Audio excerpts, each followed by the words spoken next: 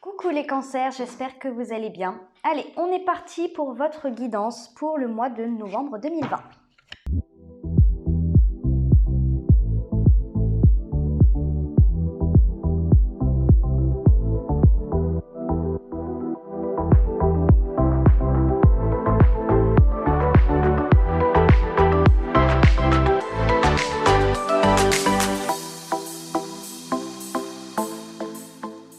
Voilà les cancers. Alors, déjà, 3 arcanes majeurs pour vous. La mort, la tour, la tempérance. Bon. Eh bien écoutez, on y va tout de suite, hein, on rentre dedans. Qu'est-ce qui se passe pour vous pour le mois de novembre? La mort. Grande, pas de mort. Je ne suis pas en train de dire que vous allez mourir, hein, c'est pas du tout ça. Grande transformation. Métamorphose. Alors, est-ce que c'est une métamorphose intérieure personnelle ou est-ce que c'est une métamorphose d'une situation en particulier? On va voir, là pour l'instant je ne pourrais pas vous dire, j'aurais plus tendance à dire que c'est une transformation de vous. Moi j'ai plus tendance à dire que c'est très très intérieur, très profond, très intense. Enfin, je le ressens un peu comme ça, on va voir, je peux me tromper, mais moi je pense qu'il y a des choses qui vont se traduire dans la matière, mais parce que vous comprenez qu'il y a des choses à changer. Et cette compréhension, ça vient d'une introspection. On a l'ermite. Non, mais vous avez 3 arcanes majeures plus l'ermite. J'avais oublié de compter l'ermite. Donc vous avez 4 arcanes majeures. Waouh. L'ermite, c'est vraiment une énergie introspective. L'ermite, c'est le grand sage qui va se réfugier tout en haut de sa montagne ou dans sa grotte ou dans un endroit de solitude baigné d'obscurité, pour pouvoir trouver la lumière, pour pouvoir trouver sa lumière, sa vérité.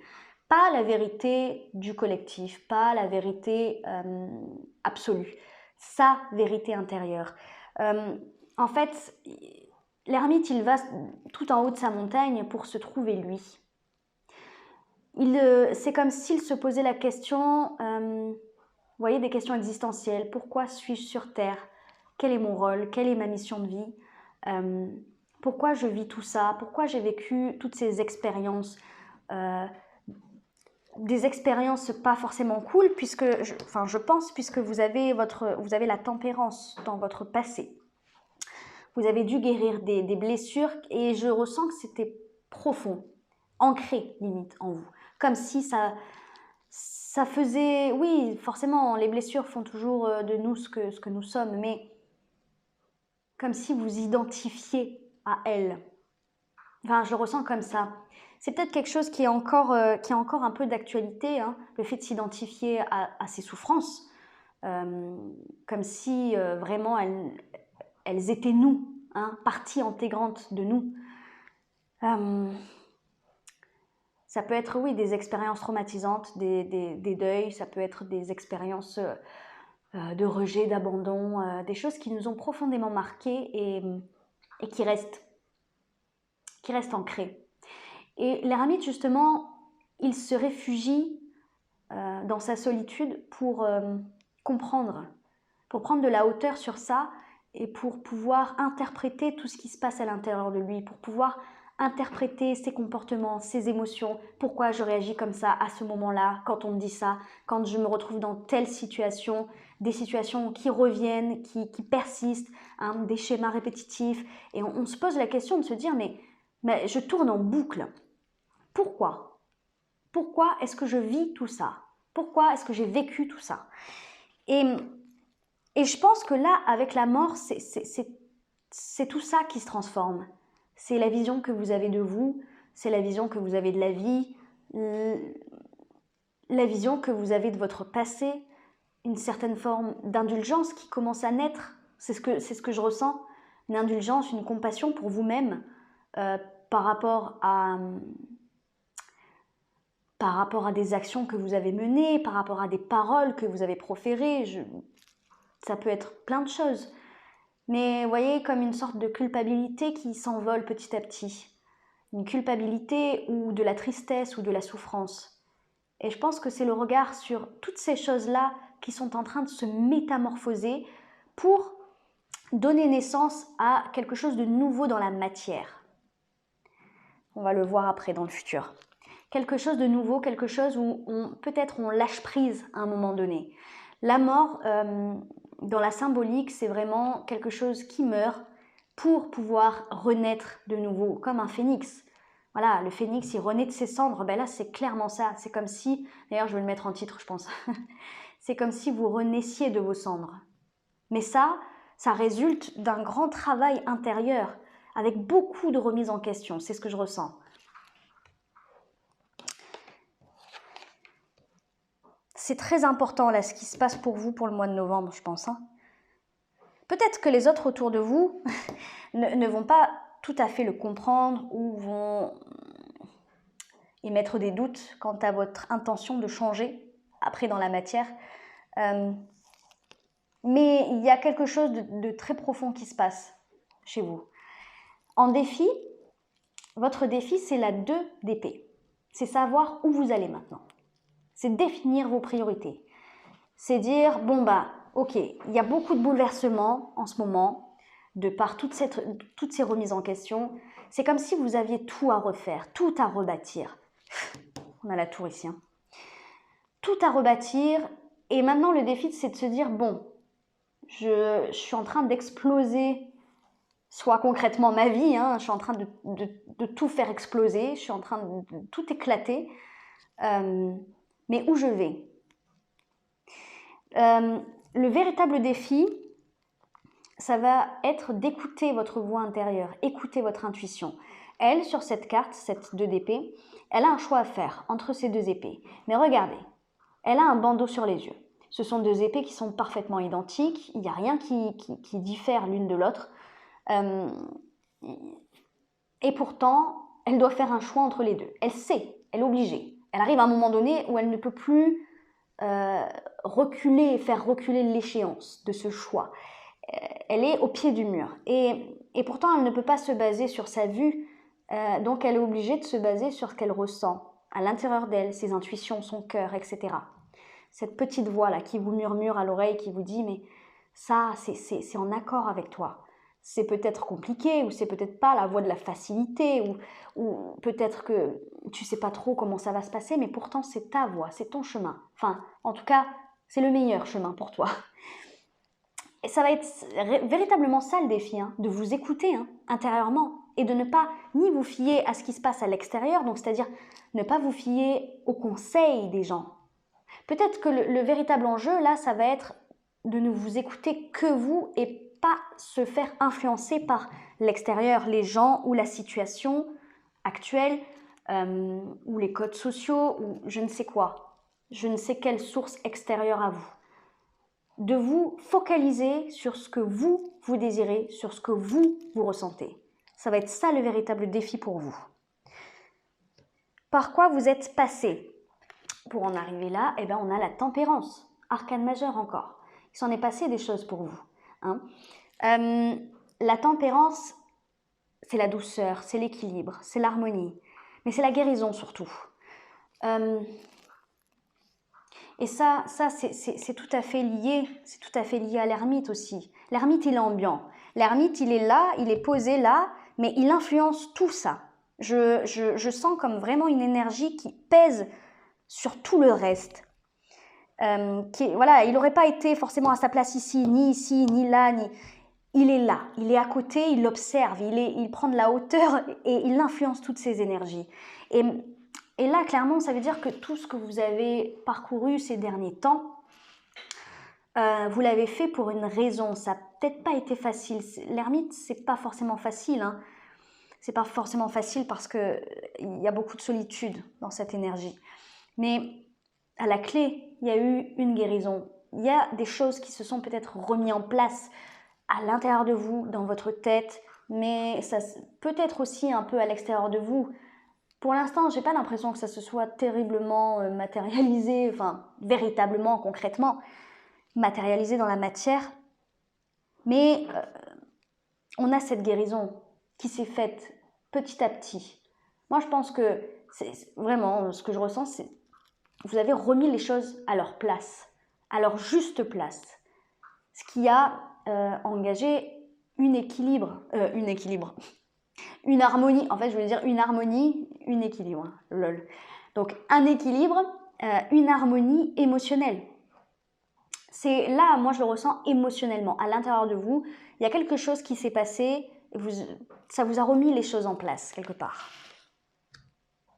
Peut-être que c'est peut-être ça qui n'a pas été facile, c'est peut-être aussi le fait que l'ermite, il est été abordé d'une manière compliquée, dans le sens où peut-être qu'il s'est passé un événement, peut-être une critique, une parole, un acte, quelqu'un qui vous a balancé quelque chose à la figure et qui vous a fait vous remettre en question, mais d'une telle manière que ça a été très profond, très intense.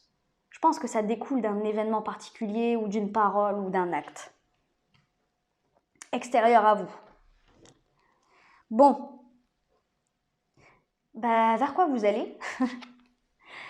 Vous allez vers la 9 de denier. La 9 de denier, c'est l'indépendance, c'est la liberté. Alors, j'ai l'impression, ce sont des deniers. Alors, si, on a des deniers ici aussi. Ce sont des deniers, les deniers vont symboliser tout ce qui est concret, tout ce qui est tangible, voilà, dans la matière. Et la 9 de denier particulièrement, c'est le fait de profiter, d'être fier de ce qu'on a acquis. En fait, c'est vraiment l'énergie de celui qui a accumulé voilà, ses deniers tout au long de ces années et qui aujourd'hui peut se dire, eh ben, je peux faire ci, je peux faire ça, comme si des portes s'étaient ouvertes soudainement. Et c'est ce vers quoi vous allez, c'est-à-dire qu'en fait tout ce travail que les autres n'ont peut-être pas forcément vu, pris conscience, je pense que les gens autour de vous n'ont pas pris conscience que ça avait une telle ampleur en vous. Et en fait là, vers quoi vous allez vers ce truc où, mine de rien, sans vouloir réellement montrer aux autres, mais vous allez peut-être faire comprendre de par vos actions concrètes que vous êtes plus libre. Vous êtes maître de vous-même. C'est ça la grande transformation ici. C'est-à-dire, je suis libre de mes mouvements, je suis libre de déménager, je suis libre d'investir, je suis libre de faire tel job, d'avoir telle relation avec telle personne. Je suis un adulte et je fais un peu ce que je veux. Voilà. En gros, c'est un peu ça. C'est ça que je ressens. Et c'est super. C'est super parce que ça fait ressortir une affirmation de vous-même que vous n'aviez peut-être pas avant.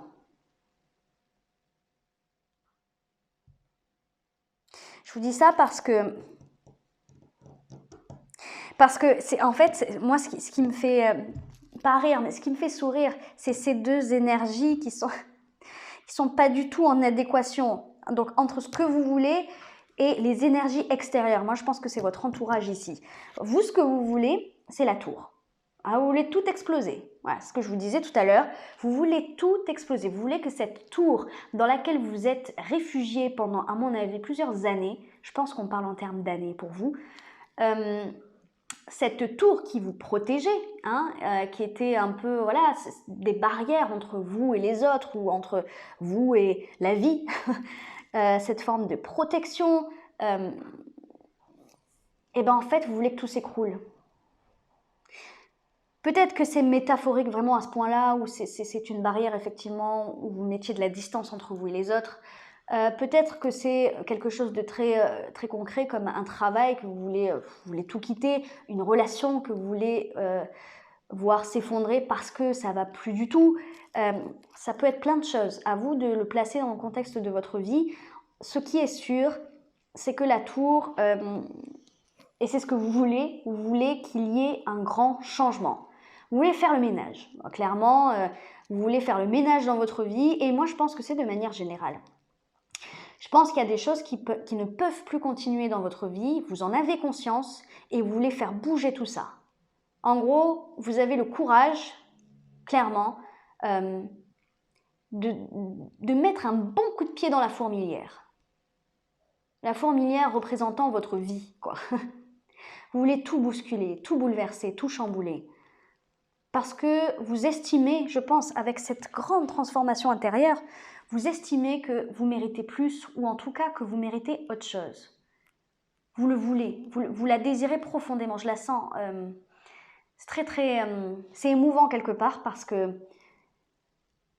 sent une grande envie, comme un ras-le-bol, comme j'ai passé tant d'années dans cette tour d'ivoire là, à être entourée mais seule, à faire un travail qui me plaît pas, à être avec quelqu'un qui me donne pas ce que j'attends, qui comble pas mes attentes, voilà. Peut-être passer tant d'années à chercher l'aval des autres, à chercher quelque chose à l'extérieur au final, que vous avez trouvé à l'intérieur de vous.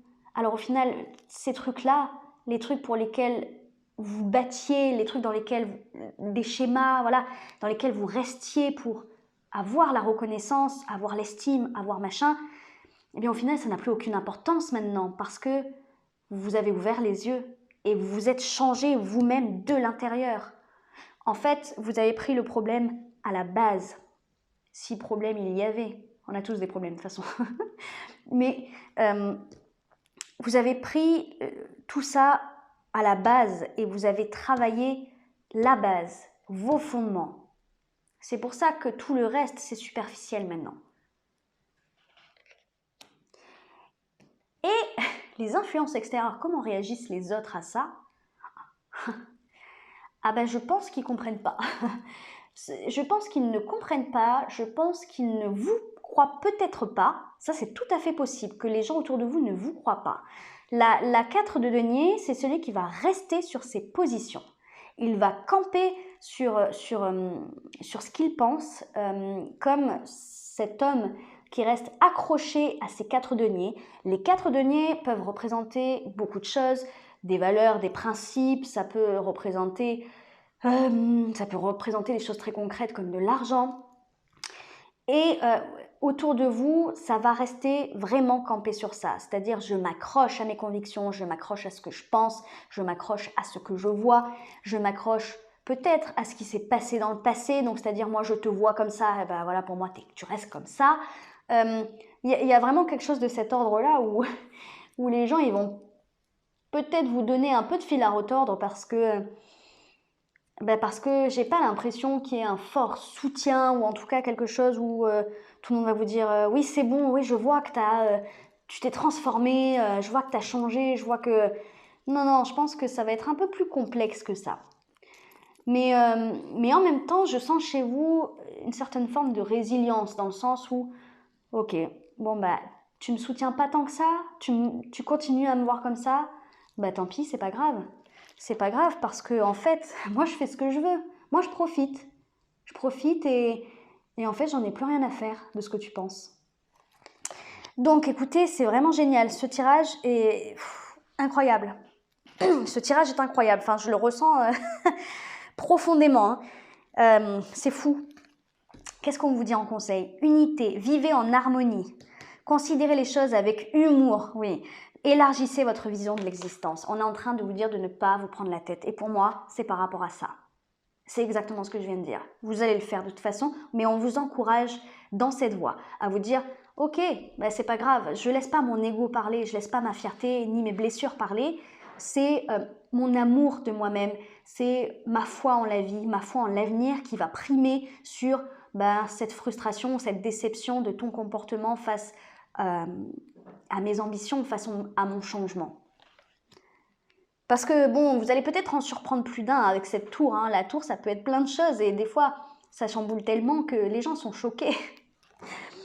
Mais peu importe comment les gens réagissent autour de vous, on vous dit considérez les choses avec humour. Je pense que c'est cette phrase la plus importante dans ce conseil, c'est ouais, prenez de la distance face à ça. Ne vous en faites pas, ne vous prenez pas du tout la tête. Au contraire, il faut en rire. Il faut en rire parce que il faut se dire tout simplement que peut-être que ces gens-là ne croient pas en vous, ou j'en sais rien. En tout cas, vous êtes armés pour affronter la suite et surtout, vous avez espoir. Vous avez espoir et c'est ça qui va vous mener vers quelque chose de plus authentique et et quelque chose de plus harmonieux. Donc le reste, tant pis. Et on vous dit paix. Eh oui, qu'importe où tu es, ou ce que tu fais, la paix intérieure est toujours possible. Il suffit d'un subtil changement en conscience. Pense à l'amour et la paix viendra. Bon ben voilà, on confirme là encore une fois le conseil qu'on vient d'avoir. Quand on vous dit la paix intérieure est toujours possible. Ça veut dire que les influences extérieures ne peuvent pas vous atteindre. Ne les laissez pas vous influencer. Et je pense que vous avez assez travaillé sur vous pour avoir cette distance. Bon, waouh, quelle guidance. Comme tous les mois, je propose une extension à cette guidance. Donc dans cette extension, je vais approfondir ce tirage. Vous avez le lien de l'extension directement en description en dessous de la vidéo. Vous atterrissez directement sur mon site internet. Allez, on va aller rajouter quelques cartes pour la 3 d'épée.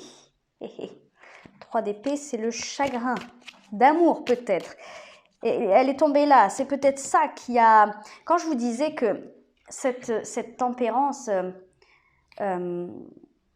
c'était la guérison, peut-être que c'était par rapport à un chagrin d'amour, une parole, voilà, quelqu'un qui vous a quitté, qui a fait que... vous avez incarné l'énergie de l'ermite avec cette réflexion, cette remise en question pour aboutir à une guérison. Peut-être que c'était sentimental. Peut-être que tout cela est sentimental. La 10 de bâton. Voilà, vous finissez ce cycle. C'est très bien. Allez. Qu'est-ce qu'on met avec la mort? Qu'est-ce qu'on a avec la mort pour les cancers, s'il vous plaît? La 3 de denier. C'est bien. Qu'est-ce qu'on a avec la tempérance, le passé? La reine d'épée.